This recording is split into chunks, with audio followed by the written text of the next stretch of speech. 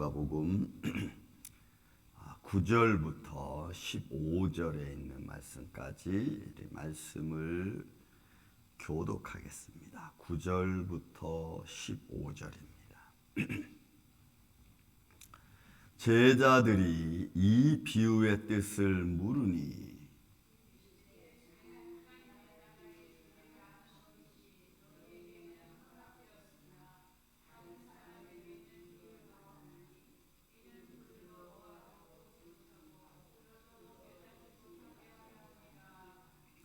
이 비유는 이러하니라. 씨는 하나님의 말씀이요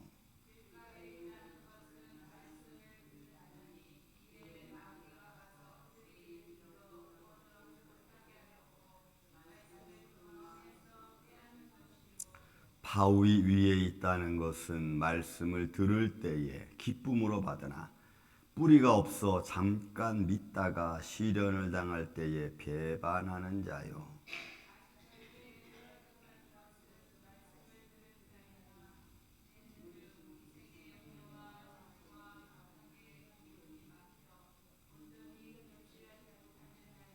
좋은 땅에 있다는 것은 착하고 좋은 마음으로 말씀을 듣고 지켜 인내로 결실하는 자니라.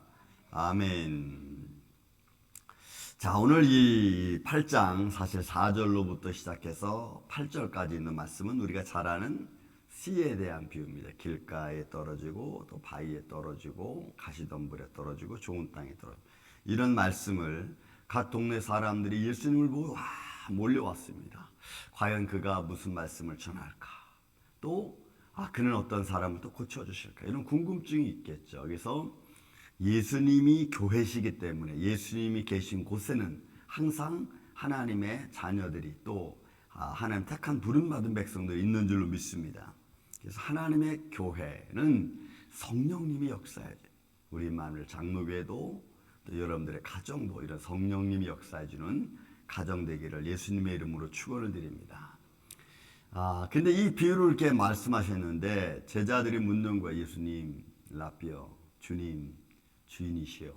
이 비유가 대체 무슨 말씀입니까? 길가에 떨어졌다는 말은 뭐고, 바위에 떨어졌다는 뭐고, 가시덤불에 떨어졌다는 이유는 뭡니까? 이게 대체 좀 뭔지 우리에게 좀 가르쳐 주십시오. 라고 제자들이 이제 물었습니다. 그래서 예수님이 거기에 대한 예수님의 해석입니다. 사람의 해석이 아니고 예수님의 해석. 보세요. 이 10절에 있는 말씀이 참 중요한 말씀이에요. 이르시되 하나님의 나라의 비밀을 아는 것. 이거예요. 그러니까 하나님의 나라를 우리는 아무리 들어도 잘 모르고 또 하나님의 나라가 어떤지 우리는 알지 못해요. 근데 예수님은 하나님의 나라에 대해서 이야기했어요. 비유를 들어서 다 이야기를 했습니다. 축복을 어떻게 받는 건지, 하나님의 나라는 대체 어떤 그 역사가 이루어지는 나라인지, 우리가 그 하나님 나라에 가면 뭘 하는지 하는 이런 것들을 예수님은 다 말씀을 하셨어요. 그런데 우리는 그 비밀을 들어도 잘 몰라. 왜냐하면 우리는 이 땅에 사는 것만 생각하다 보니까 하나님 나라의 삶을 우리는 생각하지 못하는 거예요.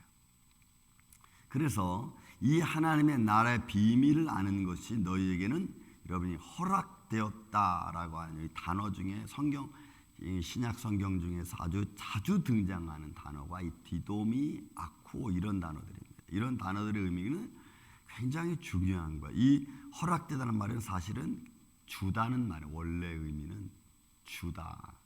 그러니까 높은 사람이 낮은 사람에게 무엇인가를 주는 것을 말해요. 때로는 사람과 사람 사이에 주고받는 것, 이런 것들을 말해요. 그러니까 허락됐다는 얘기는 교제가 이미 성립이 된 겁니다.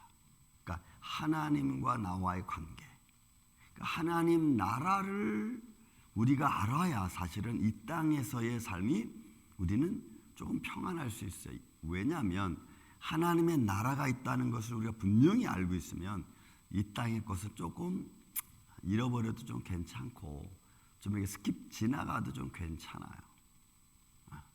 근데 하나님 나라가 있으면 우리가 모르면 이 땅에 사는 것이 때로는 아깝고 힘들고 때로는 귀찮고 막 이런 게 있을 수 있지요. 그래서 여기서 허락됐다는 얘기는 하나님 우리에게 주신 거예요. 알 수 있도록, 깨달을 수 있도록, 또 그런 것들을 마음속에 새길 수 있도록. 저는 우리 임마누엘 장로교회가 이 하나님의 나라에 대한 비밀에 대한 말씀을 여러분들 마음속에 잘 새기시기를 전 예수님의 이름으로 축원을 드립니다. 그래야 우리가 이 땅에 슬픔을 조금은 잊을 수 있어요. 네. 하나님 나라가 있습니다. 왜냐하면 아픔도 여기 있을 때뿐이거든.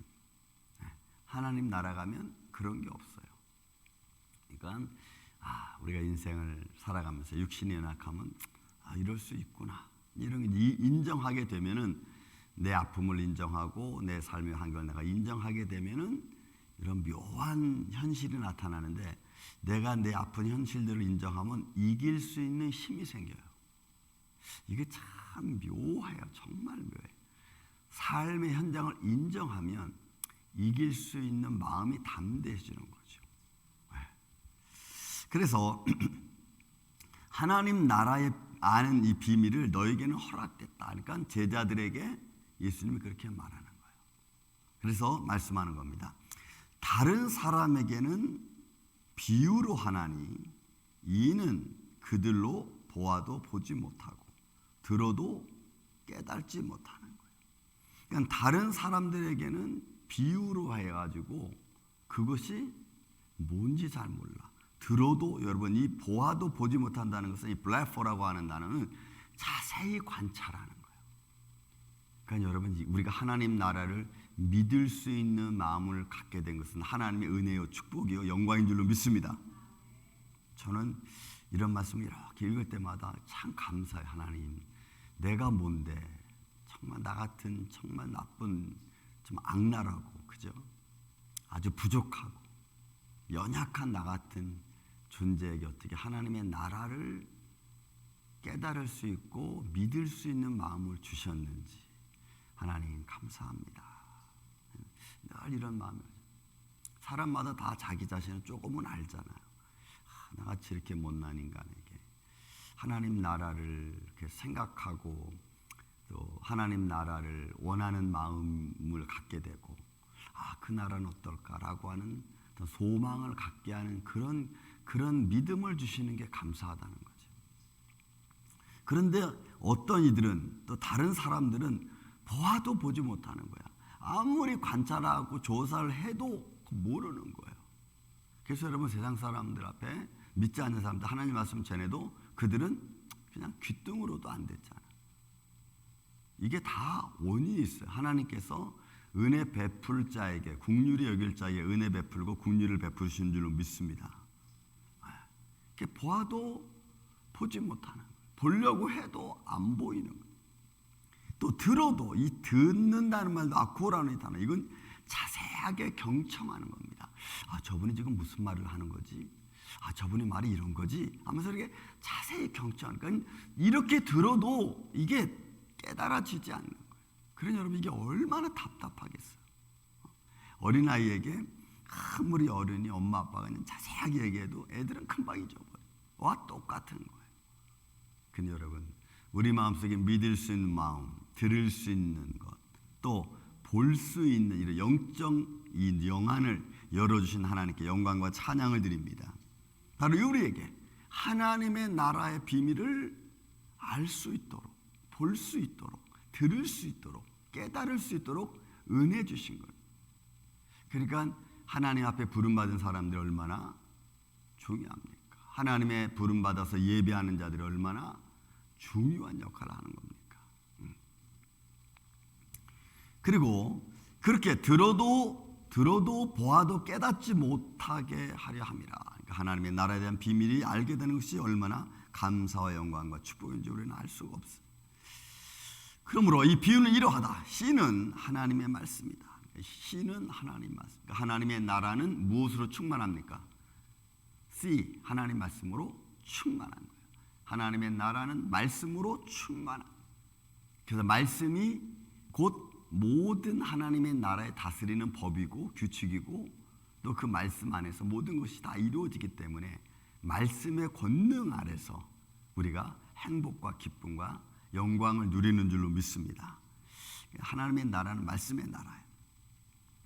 자, 이 씨가 말씀이 길가에 있다는 것은 말씀을 들은 자니, 자, 길가에 있는 사람이 일단 말씀을 들어요. 하나님 말씀을 듣는 자니 이에 마귀가 가서 그들이 믿어 구원을 얻지 못하게 하려고 말씀을 그 마음에서 빼앗는 것이요. 여러분, 이게 말씀을 들어도 내 마음속에 들어오면 누가 뺏어가요? 마귀가 뺏어가. 왜? 구원받지 못하게 하려고. 그러니까 믿지 못하게 하려고 하는 거예요. 그러니까 여러분, 우리는 저도 그렇지만 말씀을 듣고 또 보고 또 깨닫고 해도 잊어버리잖아. 그죠? 저도 잊어버려요. 그래서 계속 매일매일 말씀을 보는 거예요. 매일매일 보면서 깨달으면서 또 깨달을 때는 곧 기도하면서 또 감사하면서 매 순간순간. 그래도 마귀는 끊임없이 빼앗아가. 끊임없이 기억나지 않게 하고. 왜요? 그 말씀의 열매가 풍성함을 갖지 못하도록 계속 시험하는 거예요. 우리는 이 시험을 이겨야 될 줄로 믿습니다. 그러므로 내가 길가에 떨어진 사람인지 옥토에 떨어진 사람인지 내가 나를 좀 알 수가 있죠. 말씀이 듣고 내 마음속에 새겨지면 저는 가끔 제 자신도 바라보고 주위 있는 사람들 바라보면서 자, 말씀이 내 안에 들어와서 열매를 맺는다. 그럼 뭐가 바뀌어질까요? 내 안에서 말씀의 열매를 맺는다고 하는 것은 반드시 생활이 바뀌어지게 돼 있어요. 말씀의 능력은 절대로 그냥 없어지는 게 아닙니다. 말씀의 능력이 내 안에 들어와서 살아있으면 반드시 생활이 바뀌어지게 있어요. 여러분, 어둠의 세력에 그늘진 자들의 삶은요, 그냥 평상적으로 나타날 때 그냥 보통 일반적인 이야기입니다. 여러분, 삶이 지저분해. 어둠의 그늘에 잡혀있는 자는요, 생활이 지저분해요. 정결하지가 못해.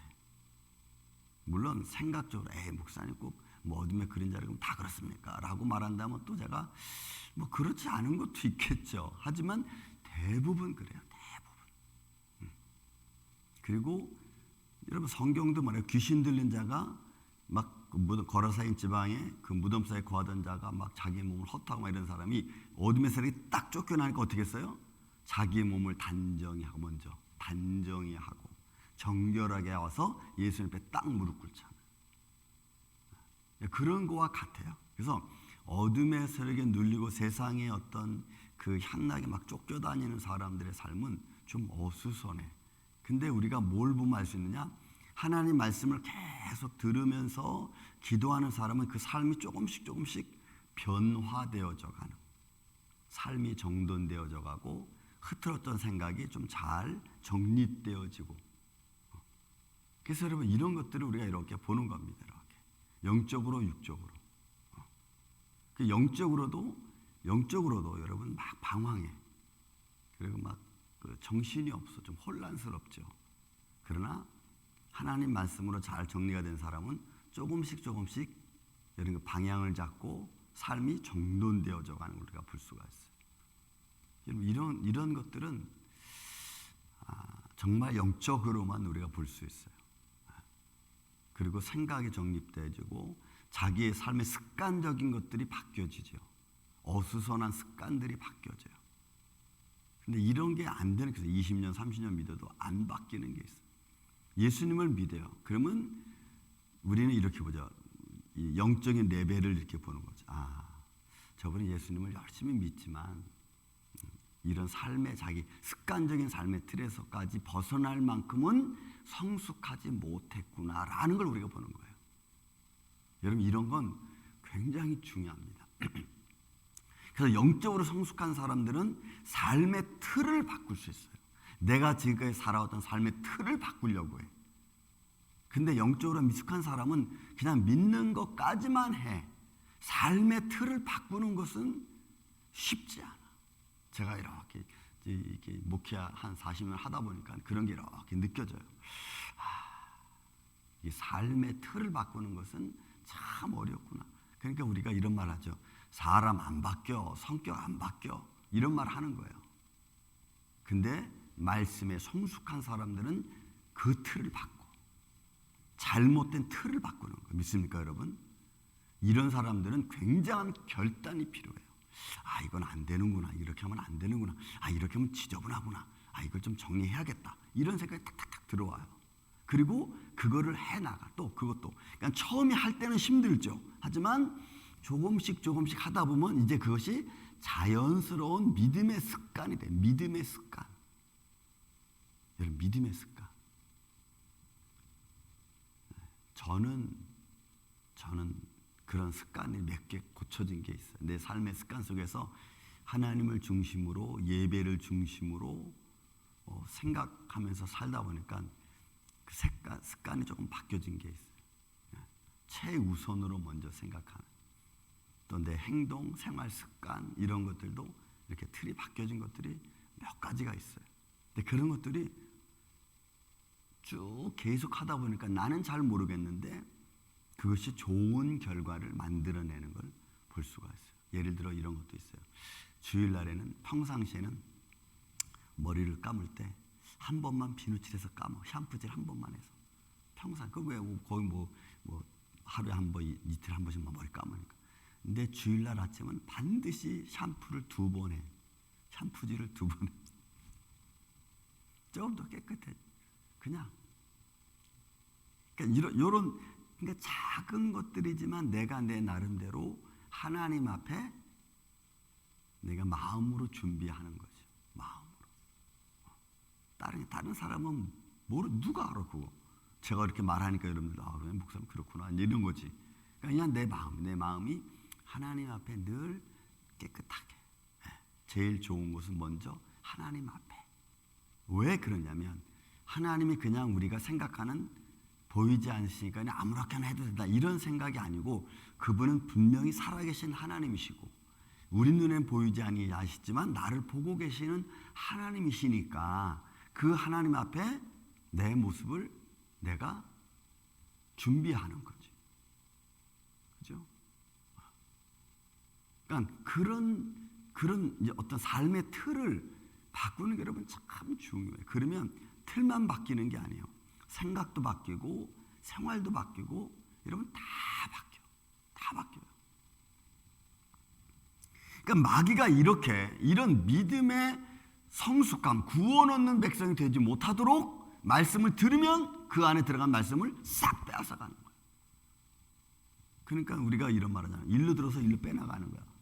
이런 말이에요. 이런 말들. 이리 들었는데 이리 쭉 나가. 그러니까 삶에 아무 변화도 없고 생각의 변화도 없고 행동의 변화도 없는 거예요. 그럼 여러분 이것도 뭐 연결되면 축복의 삶과도 연결이 된 거예요. 이게. 그러니까 하나님의 말씀 하나를 이렇게 딱 끄집어내면 그거 하나만 딱 나오는 건 절대로 없어요. 왜? 하나님의 말씀은 다 연결되어져 있기 때문에. 그러니까 하나만 딱 끄집어내면 거기에 따라서 줄줄이 막 딱 나오게끔 돼 있어. 하나님 말씀은. 그래서 여러분 우리는 말씀의 열매를 맺어야 될 줄로 믿습니다. 그래서 길가에 떨어진 사람도 말씀을 믿고 구원 얻는 백성이 되면 그 다음 절차까지 갈 수 있는데 못 가면 마귀한테 뺏기면 힘들다고 해서 뺏기면 그러면 우리는 거기서 스탑. 오늘 아침 여기까지. 그래서 여러분 우리가 길가에 떨어져 있는 삶을 살다가도 말씀을 들으면 그 말씀의 열매를 맺을 수 있도록 우리가 최선을 다해서 힘들지만 걸어가야 될 줄로 믿습니다. 여러분 그는 하루가 이런 복된 하루가 되시기를 예수님의 이름으로 축원을 드립니다. 사랑과 은혜가 많으신 아버지 하나님 감사합니다. 오늘 우리의 인생을 삶을 살아가면서 길가에 떨어진 씨앗처럼 하나님 말씀을 들어도 그 믿음이 자라나지 않는 이런 인생이었다면 이제는 아무리 길가에 떨어진 내 삶의 인생이라 할지라도 말씀을 듣고 그 안에서 열매를 맺을 수 있도록 주님 도와주시옵소서. 많은 사람들이 보고 많은 사람들 앞에 서 있는 내 모습은 마치 길가에 떨어져 있는 씨앗과도 같습니다. 그러나 그런 인생 속에서 많은 사람들 앞에 보여지는 그 하나님의 그리스도의 향기를 드러내는 주의 축복된 자녀들 되게 하여 주시옵소서. 이 은혜와 사랑이 오늘 하루도 복된 인생으로 우리를 인도하여 주시옵길 원하옵고 사랑이 많으신 예수님의 이름으로 기도하옵나이다. 아멘.